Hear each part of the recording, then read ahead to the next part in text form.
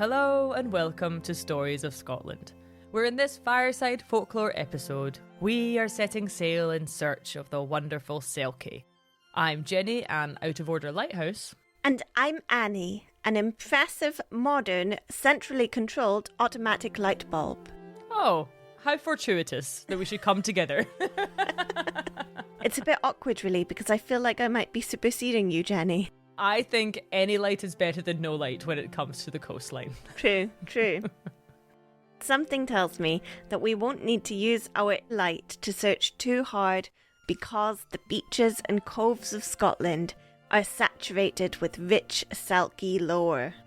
The selkie is one of the most well-known of Scottish mythological creatures. For generations, tales were told of these shape-shifting beings. It's really one of the favourite stories to be told around the smouldering fire of the Cayley house. Selkies are said to live in the sea as seals, but they are not confined to the water. For selkies are able to remove their soft seal skin and walk upon the land in human form. The selkie's skin is incredibly powerful, and if taken from the selkie whilst they're on land, they cannot return to the ocean. I'm feeling really in a selkie mood today because last night I was swimming in the Murray Firth and a curious wee seal came over to say hello. She was looking at me with her big dark eyes and I said, "Oh, hello, lovely seal." But I felt we came to a real understanding. I saw her, she saw me. It was beautiful. How lovely. Many selkie stories revolve around quite a strange power dynamic that happens when a human, usually a fisherman, steals a selkie's skin. The lore goes that the selkie skin is what allows the selkie to transform from a human into a seal. So they strip off their selkie skin and they've got their human inside, but then they put on the skin like a cloak almost to become a seal. I always saw them wiggling into it like a sleeping bag, that's zipped up and you gotta get your feet down to the bottom and get the hood over your head and pull the tie really tight around your face until there's just a little hole. However your selkie may choose to dress in their sealskin, the stories tell us that they cannot return to the sea without their sealskins. So in the majority of stories, we have a fisherman stealing the skin and essentially trapping a selkie to live on land with him. In a lot of these tales, they fall in love and start a family. And the selkie just seems to forget that once upon a time she was a seal. However, inevitably, years later, one of her children will find her sealskin and return it to their mother, who turns out she hasn't forgotten that she knows her true home and her true self. So she wiggles back into her sealskin, jumps into the sea, and leaves her family to be her wild self again. There are hundreds of tales like this scattered all around the shores of Scotland. But in this episode, we are each going to tell a lesser-known traditional selkie tale that doesn't follow this somewhat problematic story structure. But before we start, a quick word from this episode's sponsor. Annie, of all the lovely listeners listening right now, how many do you think like learning about the language, heritage, archaeology, literature, landscape, identity, folklore and magic of Scotland's Highlands and Islands? Every single one. Well, do I have a course for all of you lovely listeners? Because the University of the Highlands and Islands Culture and Heritage BA Honours course is an interdisciplinary degree that explores all of these topics and more. This degree is an incredible opportunity to gain a deep understanding of the rich heritage that has built this region. It's offered as an online course and internationally accredited. So, no matter where you are in the world, near or far, land or sea, this course is a path to understanding the beating heart of the Highlands. You can study full-time or part-time and as single or joint honours. Follow the link in the episode description to learn more. Wonderful, Jenny. Let's get going. I can't wait to hear your selkie story. All right. Well, my story starts in a wee fishing village located on the shore of a sea loch on the Isle of Tiree, where a family of a mother, father and daughter were all living in happy harmony. The daughter's name was Mary, and she was a wonderful girl. She was smart and kind and compassionate, and her parents were very proud of her. And while she loved her mother dearly, Mary and her father were particularly close. She'd help him with the fishing nets in the morning before going to school, and then they'd process his catch together in the evenings after school. But outside of the house, Mary was a very shy girl. She didn't have any friends or partake in any of the social side of the tight-knit village at all. In fact, each day she'd come straight home from school, milk the cow, help out her mother whoever she needed, and then, with a book tucked under her arm, she would ask her father if she may borrow his boat. And every day her father said, of course, you don't need to ask, and mind you're home in time for tea." And so off Mary would go in the wee fishing boat. And every evening, rain or shine, she'd row about half a mile to a small, uninhabited island just across the waters of the sea loch. There she'd stay until it was supper time, where she'd then row back, kiss her mother and father on the cheek, have supper, and head to bed. Now one day, Maggie, Mary's mother, was down at the wee post office in the village collecting some messages. And while her back was turned, she overheard some of the local women having a wee gossip. And while this isn't in the least bit unusual, as Maggie listened to their hushed voices, she was horrified to hear them talking about her own daughter, Mary. She couldn't believe what she was hearing. These wee old women were saying, "Aye, she used to seem all nice, but now it's been many years like this, and I think she's just plain rude. I ken, as she never comes to our ceilidhs or events. She's never even been on a wee date with anyone, never even gone for so much as a walk along the shore with a laddie." At hearing this, Maggie's stomach dropped, and she hurried home to her husband. Willie, you won't believe what the gossips at the post office are saying about our Mary." And she told him what she'd heard and how she worried for their girl. However, the more Willie tried to calm her, the more and more Maggie got worked up. "All she's ever doing is going out on that boat to the island. It's not normal for a girl of her age. What does she do out there all evening, every evening? It's not right. I think we should stop her." As Willie was trying to calm his wife, Mary came skipping in from school. She quickly headed out to milk the cow and came back in and asked if her mother needed any work done around the house. Maggie said no, everything was fine, and so Mary asked her father if she may take his boat out to the island. And smiling at his rosy-cheeked daughter, he said, Of course, you don't need to ask, and mind you're home in time for tea." With her book under her arm, off Mary went. "She's away again, to that wee island every night," huffed Maggie. "Willie, look, will you just put my mind at rest and go over there and see what she's up to? I just want to know what our daughter is doing every night. That's not unreasonable, is it?" And so, begrudgingly, Willie agreed to row to the island.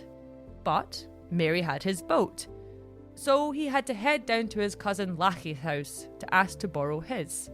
When he knocked on the door, it opened almost immediately, and there stood Lachie with a big grin on his face. "To what do I owe this pleasure, dear cousin of mine?" "Look, I was wondering if I might borrow your boat. See, Mary has mine, and I just need to head out on the water for a wee thing." "A wee thing, is it? It wouldn't happen to be about what Mary gets up to on that island, is it? I've heard the talk in the village, Willie, and trust me, you're better to let it lie and leave Mary alone out there." But Willie was having none of it, for he too, after all this time, was curious as to what Mary was doing on the island. And so he took Lachie's boat and rowed it across the waters.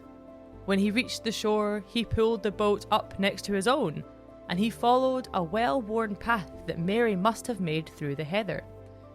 As he walked, he heard faint giggles of laughter coming from Mary, and he thought that it must be a very amusing book that she was reading.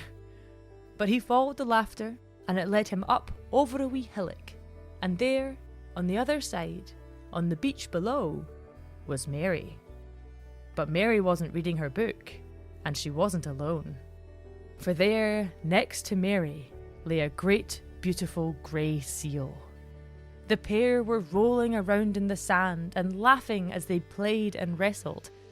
He'd never heard such joy come from his daughter, and it lifted his heart to hear. And while watching them play, Willie thought, "Aye, well, this isn't so bad. She must have raised this seal since it was a pup, and she must love it very much. That's why she comes out here every day, to make sure it's okay and play with it." And so Willie, content with his journey, rode back home. When he got home, he told Maggie of his daughter and the big grey seal and how joyous she was with her pet. But as he spoke, Maggie's face turned as white as the cresting waves. "That's not just some pet seal, Willie. That's one of the Selkie folk. Oh no. Mary's been enchanted.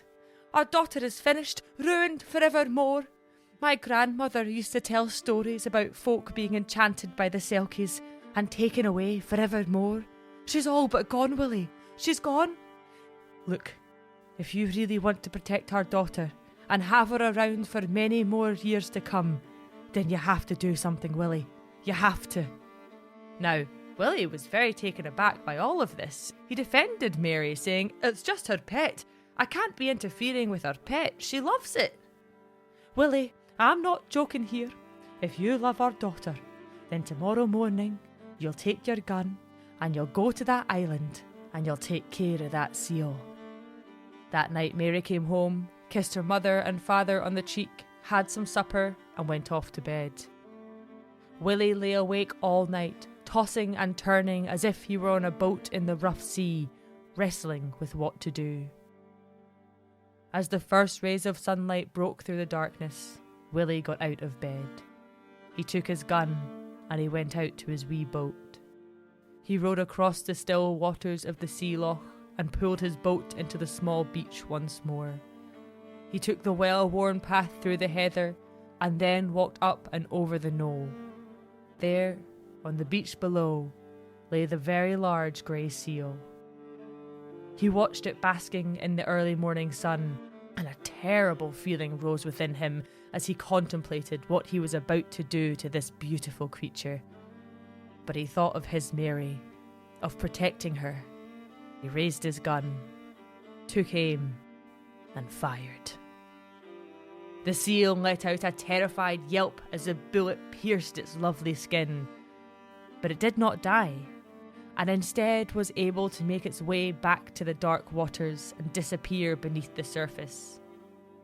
As soon as he lowered his gun, Willie felt the strangest, most horrible feeling overcome him. It was as though he had just shot his own daughter. A deep, dark grief bubbled up inside him, and he almost collapsed for it. He was barely able to row back home, he was so distraught at what he'd done. And when he did finally make it home, he could only nod when Maggie asked him if he'd been successful. He sat all day, smoking his pipe, but unable to eat or speak, stewing in his awful feelings. When Mary came home from school, she milked the cow, asked if there were any chores needing done around the house, and when her mother said no, she turned to her father and asked if she may take his boat out to the island for the evening. And removing his pipe, he whispered, "Aye, of course. You don't need to ask, and mind you're home for tea." With this, Mary bounced out of the house and rowed over to the island. But Mary did not come home for tea. And as the sun was getting lower and lower in the sky, Maggie and Willie were getting more and more nervous. Eventually, Maggie sent Willie to go and check if the boat was docked, but it was not. And so she sent him once more to get his cousin Lackey's boat, to go to the island and see if Mary was on it. And so, Willie, feeling just plain awful through and through, took his cousin's boat and rowed to the island. And there, on the wee beach, was his own boat, and he pulled up next to it, and he followed the path over the knoll, and he looked down on the beach below, but Mary was not there. All that was there was the bloodstains left from his terrible deed that morning. Willie called out, and he called out, and he searched the whole island 3 times through, but Mary was not there. Finally, overcome by the awful feeling of remorse, he sat and wept on the beach. And after a time, he looked up, out towards the sea. And through his tears, he saw 2 majestic grey seals bobbing not 20 feet from him, looking straight at him. Their big, beautiful eyes seemed to see right into his torn heart. When he finally returned home, Maggie asked, "Well, did you see Mary?" "I did not see Mary. Mary is gone, and we'll never see her again." But even in knowing this, the pair waited their entire lives, but they never saw Mary again. Wow, Jenny, that's a bit of a tearjerker, isn't it? It is. It's a really unusual Selkie story, and I think I only found one version of it, which is quite cool as well. I'm sure there's others out there, but it's definitely one of the lesser known ones. It's called Mary and the Seal, and I think I like it so much because it does sort of flip the whole idea of the fisherman stealing the Selkie's skin and keeping her captive, essentially. Instead, we have a human lady who's, we think, willingly fallen in love with a Selkie man, but he just lives in the sea, and she goes to live with him. Somewhat forced by her own father, but I don't know, it's just a different dynamic than what we're used to. I mean, it's a tragic tale, but maybe Mary and her big, beautiful seal love are better off being together in the sea. Sometimes I wonder if I would be happier as a seal. I think so. Depends on the sound quality of the recording for the podcast you can get down there. So, before I tell a little story, let's hear from our sponsor for this episode. Annie, of all the lovely listeners listening right now, how many do you think like learning about the language, heritage, archaeology, literature, landscape, identity, folklore and magic of Scotland's Highlands and Islands? Every single one. Well, do I have a course for all of you lovely listeners? Because the University of the Highlands and Islands Culture and Heritage BA Honours course is an interdisciplinary degree that explores all of these topics and more. This degree is an incredible opportunity to gain a deep understanding of the rich heritage that has built this region. It's offered as an online course and internationally accredited. So, no matter where you are in the world, near or far, land or sea, this course is a path to understanding the beating heart of the Highlands. You can study full-time or part-time and as single or joint honours. Follow the link in the episode description to learn more. Alright, Annie, here's hoping you have a happier tale than mine. My story takes place way up in the far north coast of Scotland. Not too far a distance from John O'Groats. Here we have a man named Gordon, who lived with his wife and their young son. Gordon was a good husband and a great father. However, unfortunately, the way he supported his young family was by hunting seals. It was the burden that he bore. Each day he would go down to the shore, which was not too far from his home, and he would sneak up behind the great creatures as they sunned themselves on the rocks, and then strike them with his big hunting knife. Gordon would sell the seal skins for gold. Now, the most lucrative skins that he could sell for the highest price were those from the largest seals. There were people in his village who whispered that these bigger seals were not just regular sea creatures, but they were selkie folk, who could walk upon the land as humans, but they lived in a kingdom below the waves when they were seals. Gordon didn't pay any heed to these rumours. He dismissed these murmurs as foolish superstitions. Listen to the rivers, Gordon! Listen to the rivers! The talk made no difference to him as he worked. He'd still hunt the bigger seals because that's what got him his gold. One day, Gordon spotted a particularly giant and beautiful seal. And in that seal, he saw a future for his family, he thought. That is a great, gorgeous, lovely skin, and it'll get me so much gold. So Gordon stealthily snuck up behind this majestic creature, and he raised his great hunting knife. In one well-practiced, swift movement, he plunged it deep into the side of the seal. The seal gave an agonized bark. This arf of pain that came forth from the wounded seal resonated around the cliffs. To Gordon's dismay, the seal had a surge of strength, and it slipped quickly from the rocks into the water, and he watched it swim away with but a trail of blood left behind. And he also saw his best knife, which was still embedded in the side of the seal, dragged down into the depths of the water with it. Now Gordon had neither the sealskin or the knife, and he was pure gutted. He trudged back home, his spirits miserable and moody. That evening, as he grumbled about his misfortune to his wife, there came an unexpected knock at the door. Gordon opened the door to reveal standing there in the darkness an incredibly handsome man. Good sir, you are the finest seal hunter in all the realm. My master, a man of considerable wealth and status, finds himself in great and dire need of many sealskins. I should very much like to purchase any and all of your stock from you immediately. Gordon was suddenly over the moon, so happy by how fast his fortunes could change. He felt a surge of joy, realizing that this sale could make a great life for his family. But just a moment later, because fortunes are fickle and go with ebbs and flows, Gordon's face fell as the mysterious man added, My master urgently requires these skins. Tonight. Gordon's heart sank. He told the stranger that it was simply not possible. The seals would not be back on shore until the following day. Ah, this is not a problem, good hunter. I can take you to a place where there are many seals. Come, I shall take us there this instant. The stranger smiled, casting off Gordon's concern like an old cloak. Drawn by the promise of great sealskins and the gold that they would bring, Gordon hoisted himself up behind the stranger onto this man's huge horse, and together they galloped off into the night.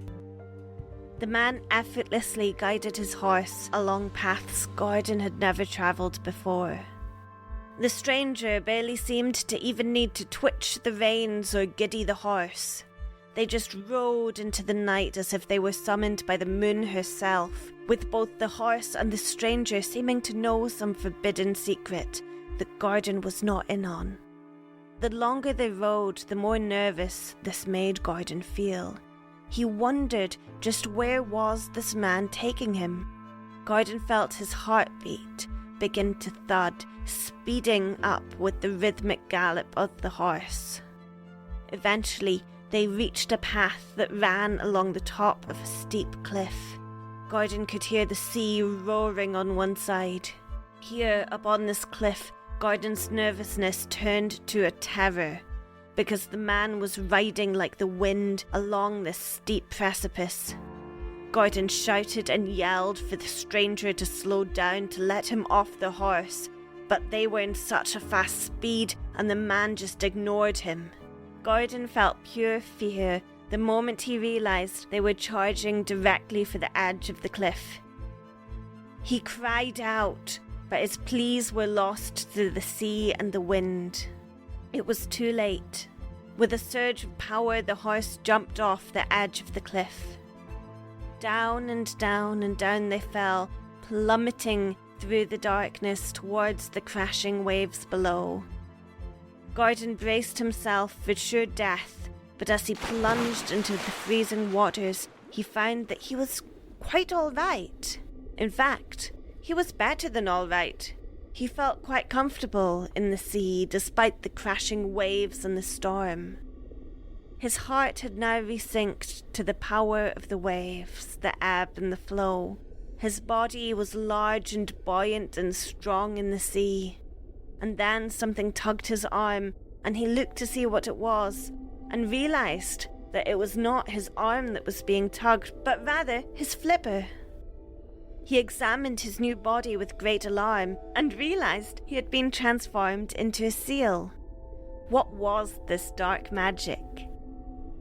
Gordon looked to the creature tugging his flipper to see it was another seal that somehow he immediately recognized to be the mysterious stranger. The seal gestured, welcoming him to follow. And so, at a complete loss, Gordon did just this. And they swam together, below the cliff faces, until his new, strange seal friend slipped through a huge crack in the rocks. As Gordon followed, he was astonished to see the inside of a cave was a gigantic hall. The walls were formed of glittering mother-of-pearl, and the floor was polished marbles. Within the hall, many seals were swimming and resting, and none of them so much as looked at Gordon. There was a strange ambience, a strange feeling of this place, because it was so beautiful a cavern, and yet all of the seals were mournful and sad. They moved very gently and slowly, talking quietly to each other in hushed voices. Some lay on the floor, wiping large, salty tears from their eyes.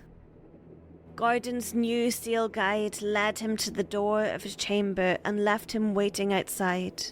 When the guide reappeared, he held up a great big hunting knife and showed it to Gordon. Have you ever seen this before? Gordon's heart stopped. He gulped. Of course he recognized this knife. It was his own. It was the one he had lost that morning. Oh, cursed seagulls! These seals were going to exact their watery revenge on him for his evil deeds against their kind. Well, Gordon thought, so be it. I've committed too many horrors upon these seals. So he accepted his fate, and though he trembled, he nodded his head and told the seal, "That is my knife." Fear not, seal hunter, for we do not wish to cause you harm. We have brought you here to help us. The seal that you struck and almost killed this morning is my father, and our king. He is gravely wounded, and you are the only one who can heal him. Gordon knew not how he could help, but he agreed and promised he would do all in his power to heal the seal that he had injured, and he begged the Sea Prince to explain what was needed of him. The Seal Prince led Gordon to the chamber, and there on a bed of emerald seaweed lay the great seal Gordon had attacked that morning. In the side of the Seal King was a deep and angry raw wound. Gordon saw in this wound the consequences of his violence, and he felt a deep shame in himself. Upon laying his eyes on the gash, Gordon panicked. He had no healing power. He would not be able to save this creature from the wound he had so cruelly inflicted. The Seal King's life hung like a tender strand of seaweed on a wave, and Gordon felt absolutely useless. Unsure what to do, he approached the Sea King, and gently he laid his flippers over the wound. Gordon despaired. He made a silent promise to himself that he would never hurt a creature in this way again. This awoke a kind of ancient magic that recognizes that sometimes the only people that can heal a wound are those that caused it, but that also tells us that people sometimes deserve a second chance. To Gordon's astonishment, the wound began knitting back together, and within a minute it was completely healed over, and the king was awake. Not just awake, but he was bright and strong as any seal could be. Suddenly, across the cavern, all the seals burst out in happy jubilation. The king was saved. The Seal Prince thanked Gordon and said, 100,000 thank yous. We will return you to your home upon the land. But you must promise us that you will never again attack a seal, be it a simple sea type or a selkie like us. Gordon happily agreed to this, For despite not having his profession anymore, after meeting these wonderful creatures in their kingdom, it had forever changed his outlook on the world. The Seal Prince once again guided Gordon, this time to the surface of the water, and they returned in human forms, and they mounted the strangely dry horse once more. Together they galloped back to Gordon's house, and then he dismounted the horse and said his farewells to the prince. The Seal Prince smiled at Gordon and handed him a heavy bag. He gave him the bag as a thank you for the promise that Gordon had made, not to hurt his kind. Gordon went into his home and he embraced his wife. Then they opened the bag, and inside it was more gold than Gordon could ever have made from his seal hunting ways. And so both the people of the land and the Selkies of the sea had a happy ending. The end. Aww. It was happier than mine. Yay. That wasn't hard, Jenny. I really love this story. I think it gives us some important lessons about trying to understand the ways that we use and exploit nature. And it also kind of digs into the real meanings of our actions, showing us that sometimes consequences are going to jump up on us and turn us into seals if we are not careful. Thank you all so much for listening to our wee show. If you've been enjoying it, then please leave us a 5-star rating and review on Apple Podcasts. And if you're feeling extra generous, then you can join up to our Patreon, where for the price of a box of Tunnocks tea cakes a month, you can help support us as we make this show, as well as gaining access to lots more Scottish content. Yay! Yay! Until next time, you wonderful folk, Slàinte Slàinte. And you wonderful Selkies, Slàinte arf. Slàinte arf. Arf, arf, arf, arf, arf, arf, arf. Slàinte arf, arf, arf.